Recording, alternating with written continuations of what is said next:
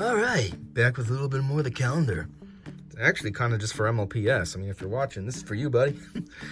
No, because like I said before, I didn't think anybody actually cared about the calendar. I made these videos just to have content, but I was like, nobody cares about, like, I thought about me on YouTube. I'm like, I wouldn't want to watch a calendar video.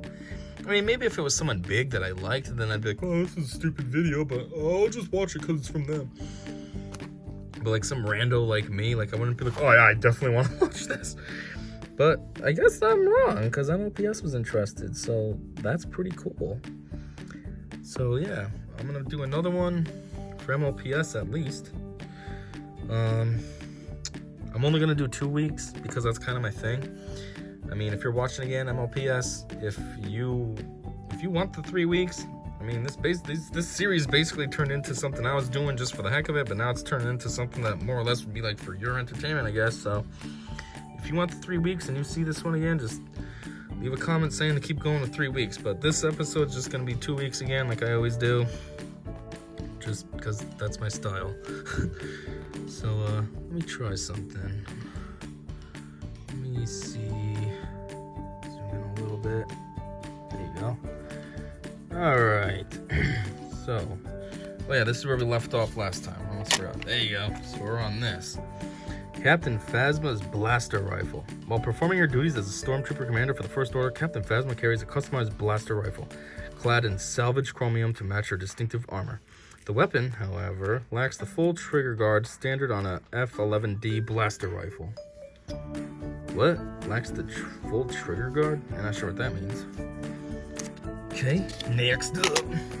Slave 1, that's Boba's ship, or Jango, or both. Jango Fett packs his deadly private pursuit vessel Slave 1, Slave I, whatever the letter is supposed to be. I always thought it was 1, but now it looks like it's just an I. To the brim with weapons including projectile launchers, laser cannons, and seismic charges. Upon Jango's death, his son Boba Fett inherits the craft. Which is weird because Boba's actually just a clone of Jango, so it's not really his son per se, it's just him.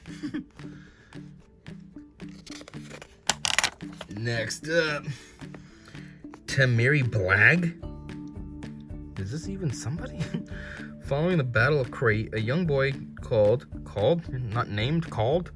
Temiri Blag, wearing a rebel insignia ring, uses the Force to pull a broom into his hand, hinting at a new generation of Jedi. Oh, that's the kid at the end. He used the Force to pull a broom to his hand? I saw that. I've never noticed that.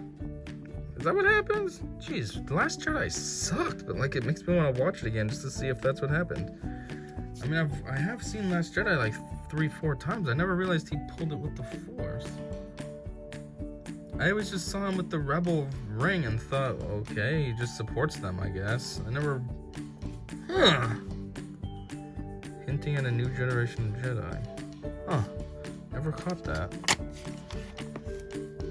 Next up, Wart. Native to the desert wastelands of Tatooine, warts are brown amphibious creatures with toothy mouths. They use their long tongues to capture unsuspecting prey as it passes, mostly insects and rodents. Their venom, however, is toxic enough to slay a bantha, which are those big animals that the Jawas ride. How big is a wart? It kind of looks like it's huge, but there's nothing near it for scale. Maybe it's like the size of a frog? I don't know. But yeah, he's taking down banthas. So, well, then yeah, a snake could take down a human, so who knows. Vulture droids. These are annoying for the... Cool for Grievous, annoying for whoever's being attacked by them. Designed and originally manufactured in the cathedral factories of Shichar. Shi based on Chinese writing, XIXI, Shishi, thank you. Shichar, Vulture droids. Oh, by the way, that wasn't a fact that I was saying. That was just me guessing what XI is said like. Shichar, Vulture droids are the Trade Federation's droid starfighters. Like the ground-based battle droid infantry, Vulture droids are guided by the Trade Federation's droid control ship. When in starfighter mode, the droid carries 4 blaster cannons in its wings and 2 energy torpedo launchers along its forward edge. When not in flight, the Vulture droid can transform into walking mode, which allows it to be used in surface patrols.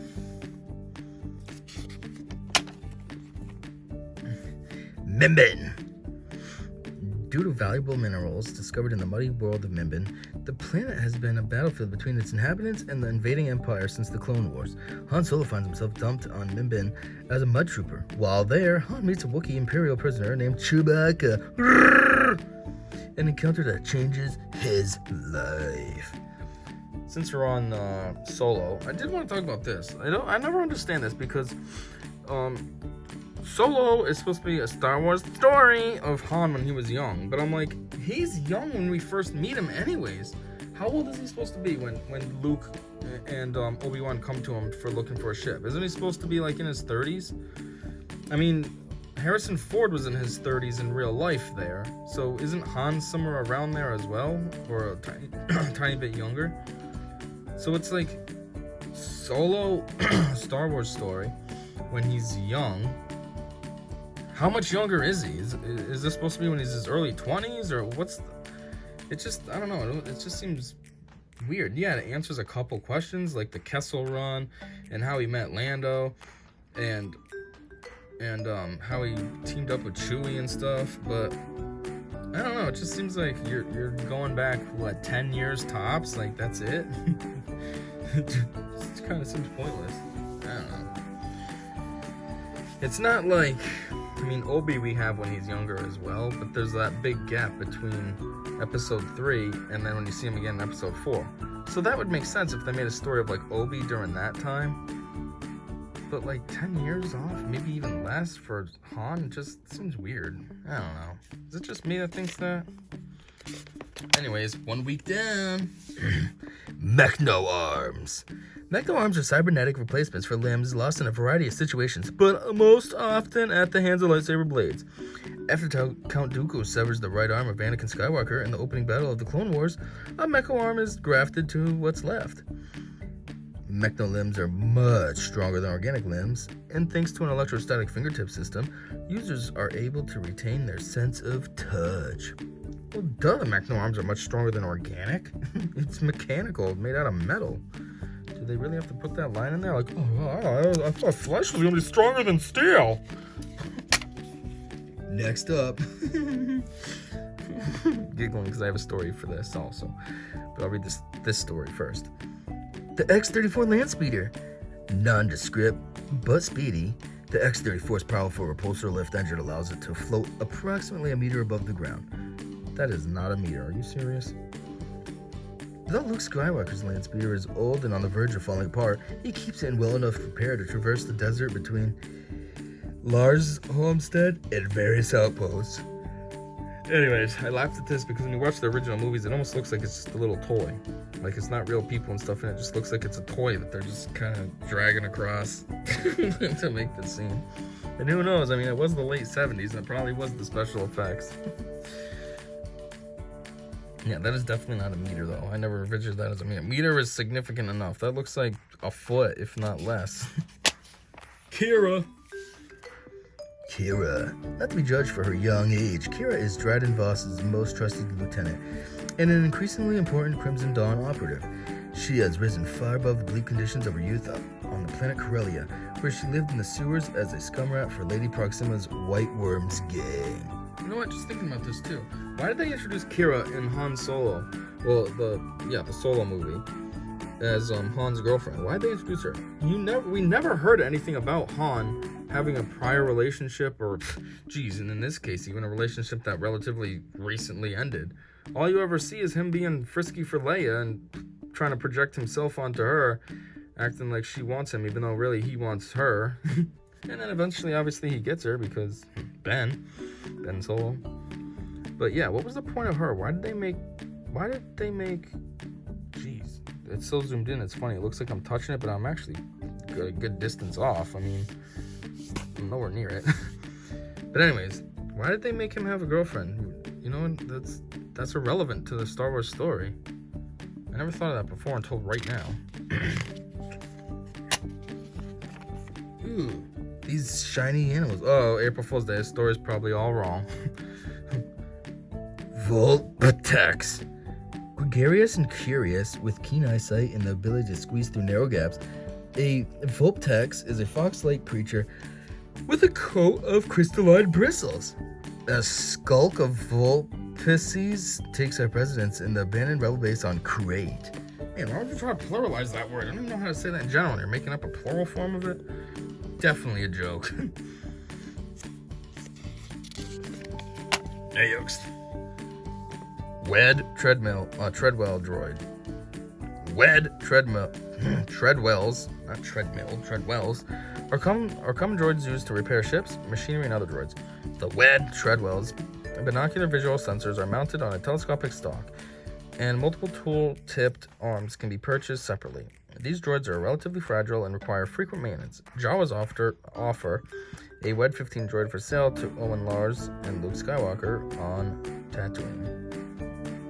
But they chose R2 instead. Actually, they chose R4, I think it is, but then it died halfway there, so then 3PO said, "Oh, there's a perfectly good R2 unit. May I suggest that?" Last one. We got our 2 weeks in. Ahch-To Mirror Cave. A stark contrast to the concentration of light in the Ahch-To Jedi Temple is Ahch-To's cold and forbidding mirror cave near the heaving sea, a place strong with the dark side of the Force. Rey is drawn to this dangerous nexus, which tempts her with the promise of hidden knowledge. Speaking of Rey, how come her hair was only like that in episode 9? It went back to its normal way in Rise of Skywalker. Apparently, this is how Rian Johnson wanted to look. Yeah, I don't like those weird bun things. Let's just do it like this. And then JJ was like, "No, we're gonna do the weird bun things because that's her look." Anyhow, that's about it, I guess. 2 weeks right there. Banging this right out. We're in April. 2 months behind still. As always, if you liked it, please let me know with A, a like, and B, a comment, and C, maybe this video alone wasn't enough to make you subscribe, but check out some of my other stuff. I have well over 100 videos at this point. Check out some other things. Maybe you'll find something else you like. You'll find a reason to subscribe to me, and then bam, just slap down that button. That'd be awesome. Thanks. And until whatever comes next, which most likely will be pretty soon, I said see ya.